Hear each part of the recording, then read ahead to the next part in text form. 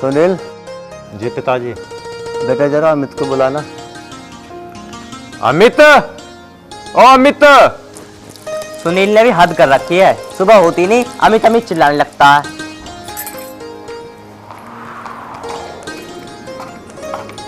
अब तुम ही देख लो, मैंने तुमसे कितनी बार कहा है न्यारे हो जाओ, फिर भी तुम सुनते नहीं हो। ठीक कह रही है तू, अब तो न्यारा होना ही पड़ेगा। पर एक बात सुनो, हिस्सा पूरा लेना, कभी कम ले लो। ठीक है, मैं पापा की सुन के आता हूँ। ठीक है, सुन लो।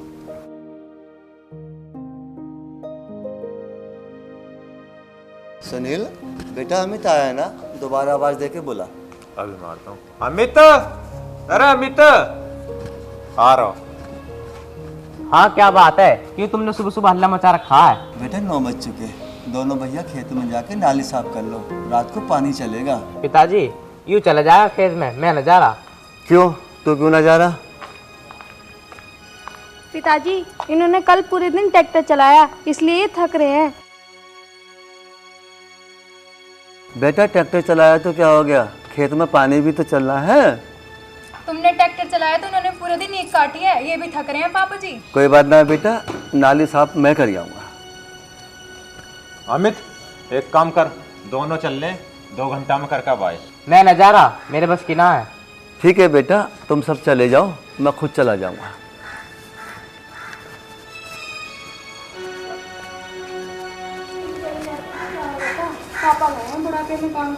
तू भेज देती, जब तू नहीं भेज सकती तो मैं कैसे भेज दूं? मैं क्यों भेजूं? हाँ,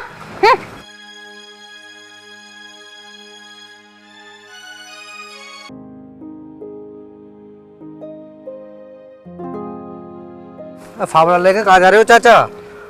कहीं ना बेटा, खेत की नाली साफ करने जा रहा हूँ। अमित और सुनील न चले जाते नाली सफा करने?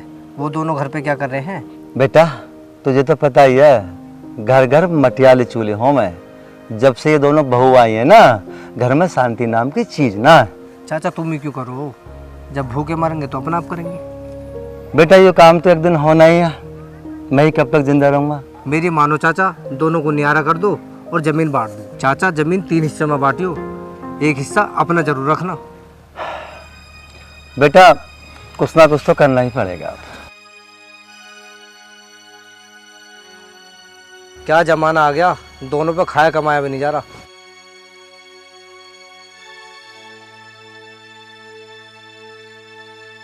बेटा अमित, हाँ पिताजी। बहू से कहते मेरे लिए खाना ले आएगी। ठीक है, मैं आता हूँ।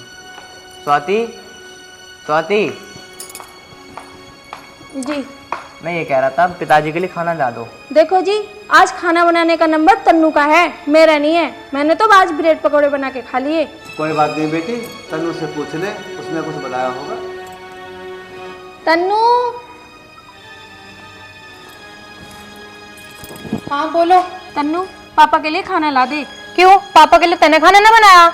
मैंने तो अपने उनके लिए खाना बनाया था, वो खा के चले गए, मेरा बच रहा। अरे तो बेटी मेरे लिए खाना बना दो कोई से। मेरे बस की ना, ये बना देगी। क्यों, तू क्यों नहीं बना सकती? तेरे क्या हाथ पैर टूट रहे हैं? उल्टी मत बोल, हाथ पैर तेरे टूट रहे होंगे। ज्यादा मत बोल। ज्यादा बोलने को क्या करेगी तू? चुप हो जाओ बेशर्मो, मैं खुद बना दूं। मत बनाओ कोई से। बना लो, मेरे पे क्या फर्क पड़ रहा? जब तुझ पे फर्क नहीं पड़ रहा तो मेरे पे कौन सा पड़ रहा? चलो जी।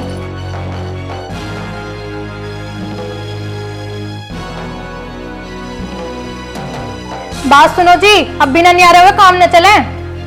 सही कह रही है तू। ठीक है, तो तुम एक काम करो, आज ही पापा जी से बात करके आज नियारे हो जाओ। ठीक है, चल मैं पापा जी से बात करता हूँ।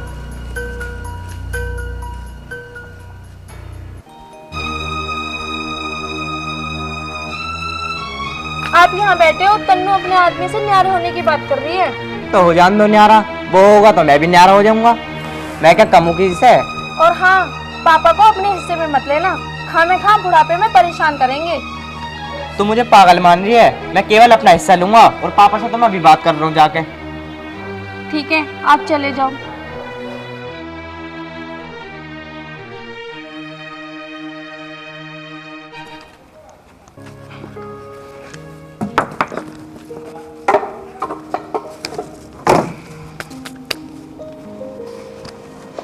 पापा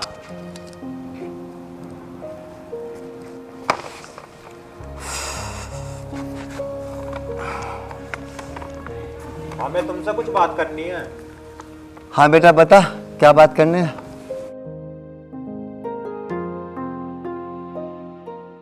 पापा, हम दोनों भाई न्यारा होना चाहते हैं। अगर तुम दोनों को न्यारे होना है तो एक दूसरे को भाई कहना ही छोड़, क्योंकि जब तुम आपस में ही न्यारे हो जाओगे तो तुम्हारे तो संबंध ही खत्म हो जाएंगे, फिर तुम भाई भाई कैसे?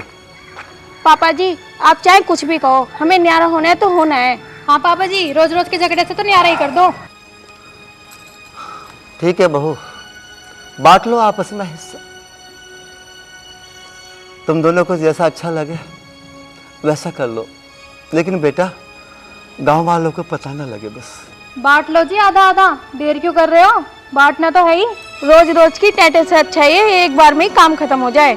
हाँ भाई सुनील, बता कैसे कैसे हिस्से बंटने हैं। जैसे तेरी मर्जी वैसे बांट ले, पर एक बात ध्यान रखना, ना तो खुद दबना और ना ही मुझे दबाना। हाँ भाई, हमारे 40 बीघा जमीन है, 20 तेरी 20 मेरी। बहुत बढ़िया भाई, बहुत बढ़िया। तुमसे हिस्से ना बट रहे हो तो मैं बांटूं?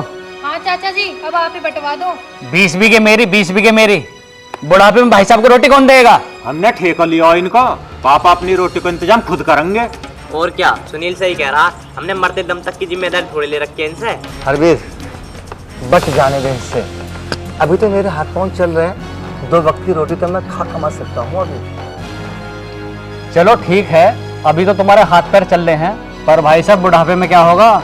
हिस्सा होंगे 3, 2 इनके 1 तुम्हारा। हरवीर तुझे पता है कलयुग चल रहा है और कलयुग में कोई किसी का ना होता। हरवीर जमीन तो जब बटेगी जब जमीन इनके नाम पे होगी, जमीन तो अभी मेरे नाम पे है। भाई साहब यू काम तो तुमने बड़ी होशियारी का करा। चाचा हिस्से बंटवा दो, हमें और भी काम है। बेटा हिस्सा क्या, तुम दोनों 20-20 रुपए का बांट लो। ठीक है, तो हम दोनों कल को जमीन आधी आधी बांट के बीच में मैं डाल देंगे। ठीक है, तो तुम जाओ, मुझे भाई साहब से कुछ बात करनी है। ठीक है। चलो।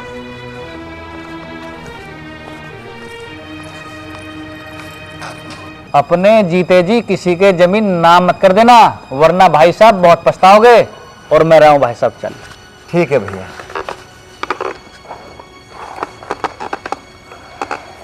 अच्छे बड़े भाई, राम राम। राम राम भैया, राम राम।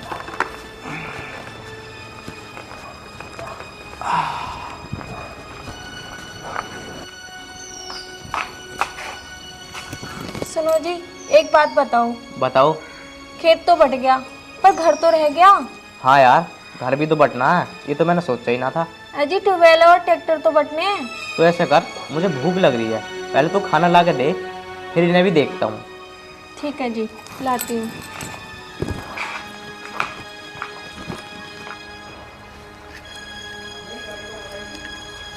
कहाँ गए थे? मैं इतनी देर से इंतजार कर रही थी। हाँ आगो, बता क्या बात है।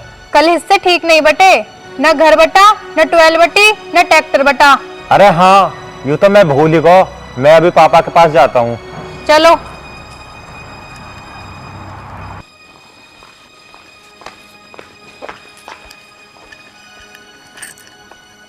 पापा, पापा।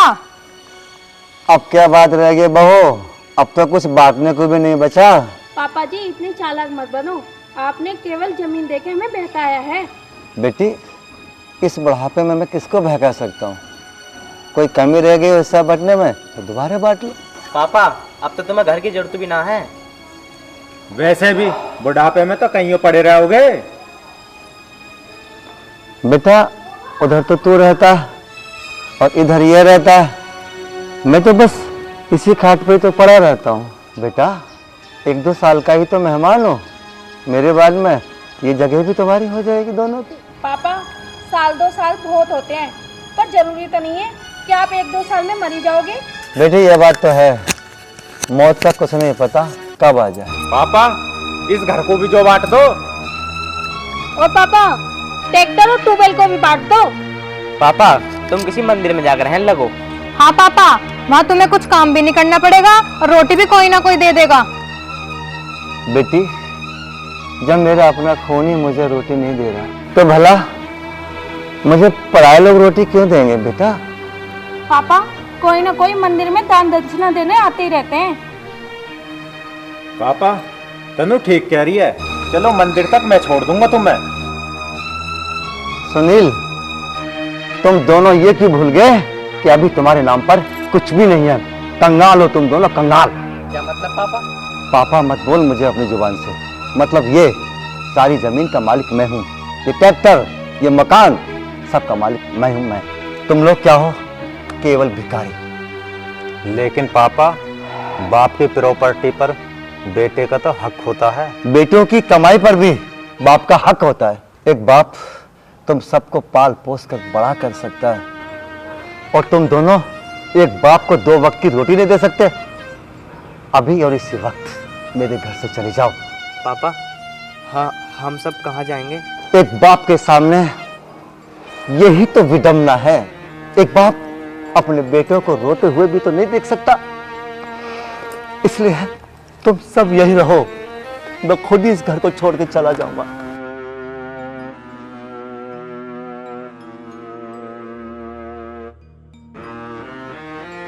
पापा, हमें माफ कर दो प्लीज। पापा, हमें माफ कर दो। पापा, हमसे बहुत बड़ी गलती हो गई। पापा, आप कहीं नहीं जाओगे, यहीं रहोगे। हाँ पापा, हम ये भूल गए थे कि आपके बिना ये घर अधूरा है। बेटा, कुछ भी कहने से पहले ये तो सोच लेते, इस मकान को, उस जमीन को या इस ट्रैक्टर को मैं क्या अपनी छाती पर रख के ले जाऊंगा? अरे सब तुम्हारा ही तो है ये, मैं कहाँ ले जाऊंगा इसे? पापा जी, हम कसम खाते हैं आज के बाद कभी भी न्यारा होने की बात नहीं करेंगे पापा। भगवान तुम सबको खुश रखे बेटा, खुश रखे।